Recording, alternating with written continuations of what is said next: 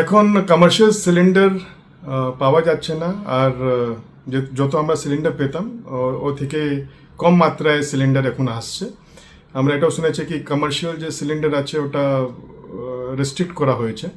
তো আমাদের দীঘা জগন্নাথ মন্দিরে যেখানে আমরা প্রায় 3000 লোকের প্রসাদ আমরা রান্না করছিলাম, ওটা এখন এই মুহূর্তে আমরা 750 লোকের করছি। একটু রেস্ট্রিক্টেড, কেন কি যে গ্যাস সাপ্লাই আছে ওটা এখন রেস্ট্রিক্টেড হয়েছে। কিন্তু ভগবানের যে ভোগের জন্য যেটা লাগে ওটা গ্যাস এখন আছে। কিন্তু যে বাইরের লোকের জন্য আমরা তীর্থযাত্রীর জন্যে যেটা আমরা ভোগটা রান্না হতো ওটা পরিমাণটা কমানো হয়েছে। আমাদের ইসকন কলকাতাতেও আমরা অনেক স্টেপ নিয়েছি।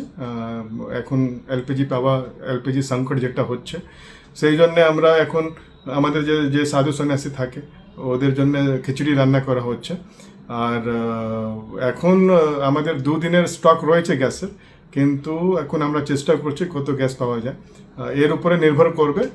আর যদি আর কিছু কমাতে হবে তাহলে কমাতে হবে, কিন্তু মেন আমাদের আছে ভগবানের যেটা ভোগ রান্না করা হয় ওটা সুচারুরূপে চললে বাকি সব যেটা আমাদের অ্যাক্টিভিটিস আছে। আমাদের ইসকন ফাউন্ডার আছে শিলা প্রভুপাদ, উনি আমাদেরকে ইনস্ট্রাকশন দিয়েছিলেন কি যত ইসকন মন্দির হবে ওর 10 কিলোমিটার পরিধিতে কেউ খালি পেট না ঘুমায়। সেই জন্য আমরা রোজ বিকালবেলা প্রসাদ বিতরণ করি আমাদের সব ইসকন মন্দিরে। তো ওটা নিয়ে আমরা একটু চিন্তিত রয়েছি, যদি গ্যাস সাপ্লাই না আসলে ওটা বাধিত হতে পারে। কিন্তু আমরা চেষ্টা করছি কি সব কিছু নর্মাল ওয়েতে যদি চলে তাহলে যত পর্যন্ত চলবে আমরা চালাবো। আমরা এটাই প্রার্থনা করি কি যে যুদ্ধটা হচ্ছে এটা তাড়াতাড়ি শেষ হয়ে যায় আর এলপিজি সাপ্লাই এটা নর্মাল হয়ে যায়।